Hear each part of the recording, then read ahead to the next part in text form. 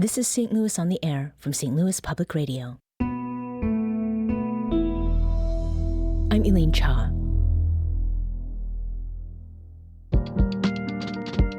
Moving to a new house is no stroll in the park. You never know how much stuff you have until it's time to get it somewhere else. And the cleaning behind bookshelves and the basement, all the dust and cobwebs, and maybe some lost pet toys too.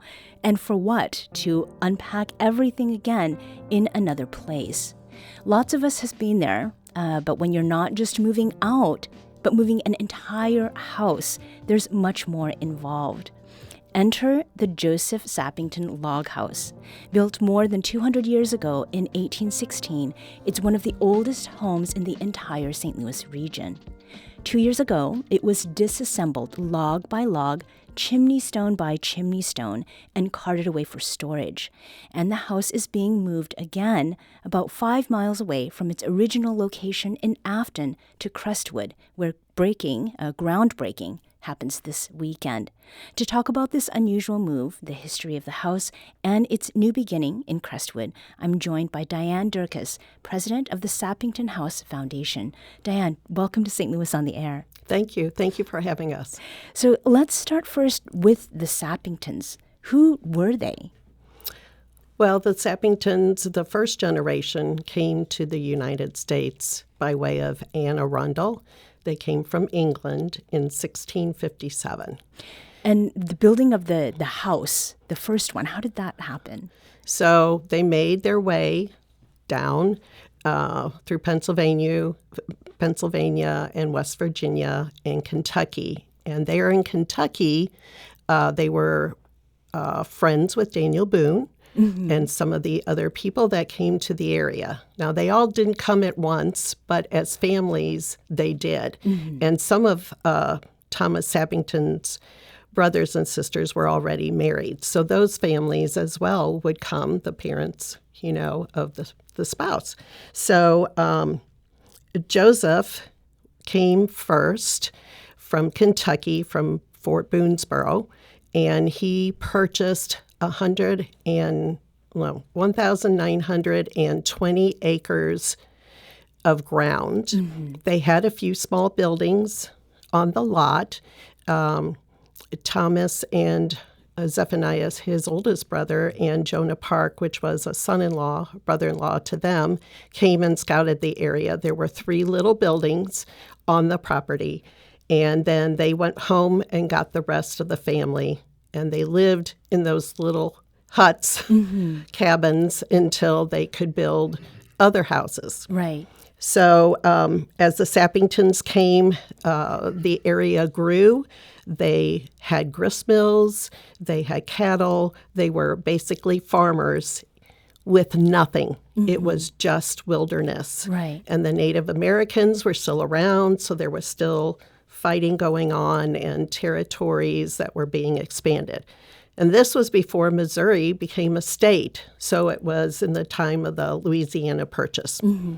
So Joseph, which was Thomas's cousin, like you said, mm-hmm. 5 miles away in Affton, he built this wonderful log house.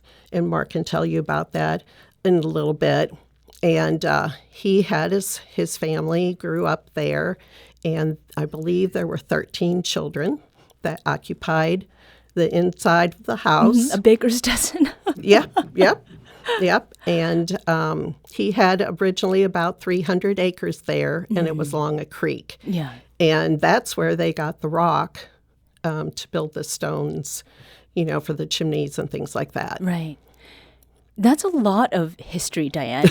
Is this history that you knew as you were growing up, or how did that come to you? So, of course, there wasn't the internet back there. There wasn't Ancestry.com or Family Search, nothing like that. So a lot of it in the beginning were just stories mm-hmm. that they put down on paper. But then as all the technology increased, you could actually go in and look up your ancestors. So as it seems, I did know in the 1970s that I was part of the Thomas Sappington House, and hence Joseph, first cousin, they shared the same grandparents. Okay. So I do have a lineage to that. And Thomas, because we know more about him, he had 17 brothers and sisters. Joseph did not have that many. So you married your neighbors because those are the only people you actually were acquainted with. Right, right. You know, so it was a small community, but it was called Sappington, Missouri. So in this context of genealogy and family trees, we talked about the moving of an entire house, and that very much involves our other guest who's with us today. That is Mark Pratt. Mark Pratt is the president of Antique Logs Unlimited, Kirkwood. And Mark, you have been in charge of this move. Welcome to the show. Thank you so much for having us. So talk with us about the structure. This house that eventually did get built is a 2-story home that is built out of wood and 3 chimneys worth of stone. How did you begin with this project? So, and it was as a style, the cabin is what they call a double crib. So it's one large pen with a single log dividing wall, and then there was a 3-sided log addition on the left-hand side of the cabin. So the first thing that we did was we had to remove all of the, I'll say, later additions to the cabin, plaster and lath and external siding, lap siding, and porches and all the things that had been added over the years, dividing walls for different bedrooms and stuff, to get down to the actual log walls themselves. And after we had disposed of the other debris, then now we're faced with a building with all the logs exposed to us. So then we take and we make metal tags for each of the logs, and we number each of the logs. So we know we can look at this particular tag and know exactly where that log went in the building. So then we popped the roof and then began dismantling the logs. And then as we got down to the floor, on the second floor, we, of course, removed the flooring, the joists, and then continued on down. Then once that was done, then we were left with the 3 chimneys, which supported 5 different fireplaces. So what we did is we color-coded the chimneys, and then we began to palletize the stone from the top to the bottom. So, and we numbered all the pallets. So the pallets would go from, say, 1 to 25, so that when we rebuild the chimneys, then we'll start at 25 and go back up to 1. So I drew an analogy to Legos in the beginning, and I'm thinking about the instruction manuals that come with some of the more complicated builds, but this is another endeavor altogether. As you were starting, and then when you actually got going, Mark, was there anything that stood out to you about how the original log house was built? Yeah, it was...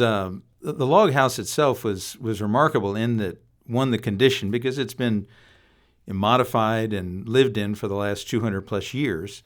And then, so the logs were in magnificent condition for the most part, although there was termite and some water damage to the cabin. There had also been at least 2 fires that we know of over the generations, which had damaged some of the logs.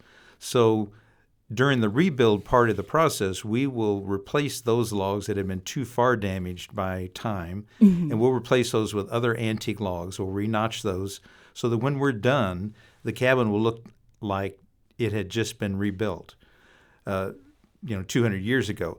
But the other part of it, which was remarkable at the cabin, were the chimneys. The stonework is absolutely fabulous in there.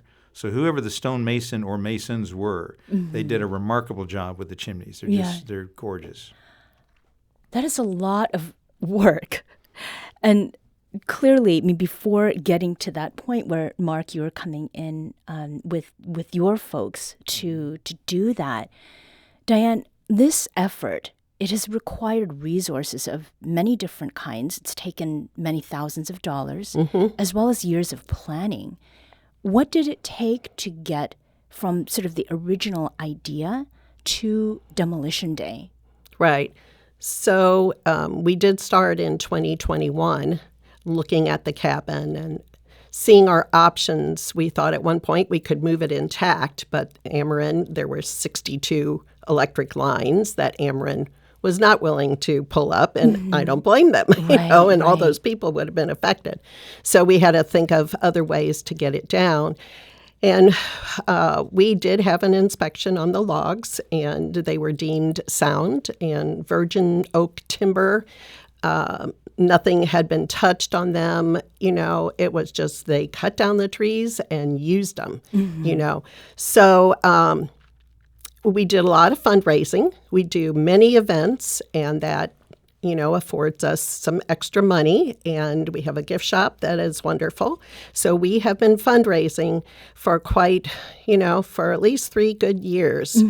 And we have come to the point that although it is a Crestwood Park, the foundation will own the Joseph Sappington House.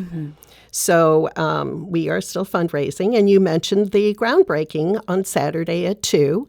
And we hope to show people that this will be a great learning center and event and meeting place because we'll have 3 large rooms on the bottom. We're kind of confined with just the Library of Americana on the grounds now. Right. So I can do so much more events in those 3 buildings, and they will be ADA accessible with ADA restrooms and a large front porch that we can do events and have concerts, which we do now, but this will be so much better. Right. Well, and insofar as updating goes, plans to rebuild this home do include some of the new and more modern things and more functional things that you've talked about, Dyann. What else is going to be added, Mark? So we're going to fix some of the problems, for example, in the cabin. And when the cabin was first built, the 2 sections on the right-hand side were at one level, and then the left-hand side was the addition was about 33 inches below. So we're going to raise that section up so everything is on the same level, again for ADA, but also to make it much more usable for everybody, just to easily work from one room to the next. And then as far as, HVAC in there to control humidity, and of course plumbing, we'll have public restrooms in the back, in the lean-to addition on the back side of the cabin. So, and we'll have energy-efficient windows in there. We'll have insulation in the attic, a good foundation underneath of it, which is not leaking water like the original one did. So as we go along, we solve some of the problems so that the cabin can be better preserved, so that better serves the community in the future, too. And as I understand, you get into these builds because you want to do it with purpose. Yes, right? yes. A cabin, there's some people that put up cabins and they just set them in a field or a park or something like that, and they're nice to look at and they're great. But I've always felt that a building needs to be serving the community, working for the community, so it becomes an integral part of a place to meet or a place to have an event or a place to educate school children about how life was 200 years ago and what everybody's responsibilities were 200 years ago. So when it becomes a working part of the community, then it just makes a better place for all of us to live. So. Right. Dyann, as this process has gone on, you talked about the logs, about the wood just being chopped down and then they are made part of the house. Is there anything that you feel like you better understand as someone who has a genealogical connection to the Sappington House that has just been accentuated by what you've learned? Well, Thomas goes back to 1808 and Joe goes back to 1816. Now, in that day, they had to live on the land for 5 years and build a home before they could get a deed to their houses. So they had to work their farm and, have their babies and, instruct them and everything else. I mean, it was the community. Each family had a purpose in the community. So am I answering your question? Yeah. And is that also part of what the appeal has been to those who are supporting the foundation and this move? Well, yes. History means a lot. And if you tear down buildings or don't fix them so they can stand, then we're not learning. The next generation has no opportunity to see this. Mm-hmm. You know, there are a few of the Sappington homes still left, but this one will be very purposeful. Mm-hmm. It has a goal to serve the community, mm-hmm. and that's what we're going to do. Yeah. I'm going to leave this last question to you, Mark. When people get to see this house completed, and it's projected to be done in 2026, is there something that folks can be paying attention to, kind of like an Easter egg, that would help them to appreciate just how much work has been done? I think if they get a chance to, again, look at both the fireplaces as they're rebuilt and then the log work themselves.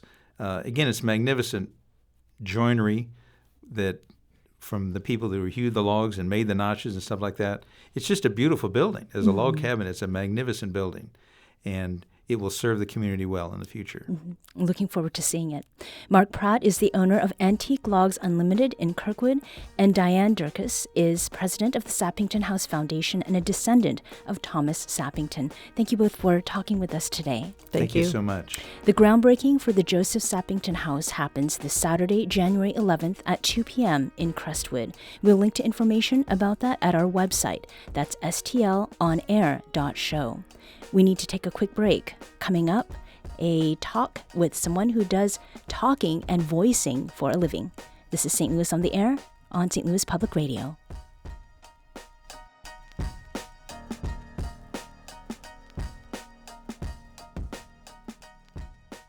This episode was produced by Danny Wissentowski. Audio engineering and podcast design by Aaron Dorr. Our executive producer is Alex Hoyer.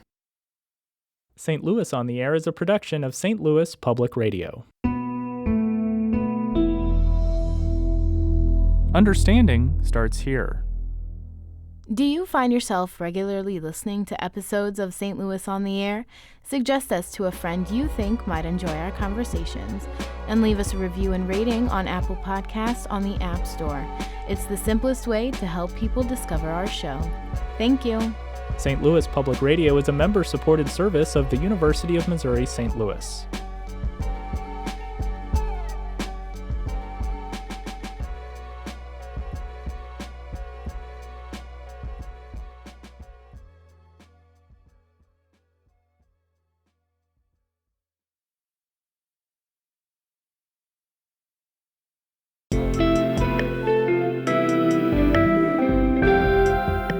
The Gateway brings you the day's news each weekday from around the St. Louis region and the state capitals in Jefferson City. Our schools are accredited. We don't need this bill. And Springfield. How many more years must pass before lawmakers see time is of the essence? I'm Abby Larico. Join me each weekday for The Gateway on the STLPR app or wherever you get podcasts.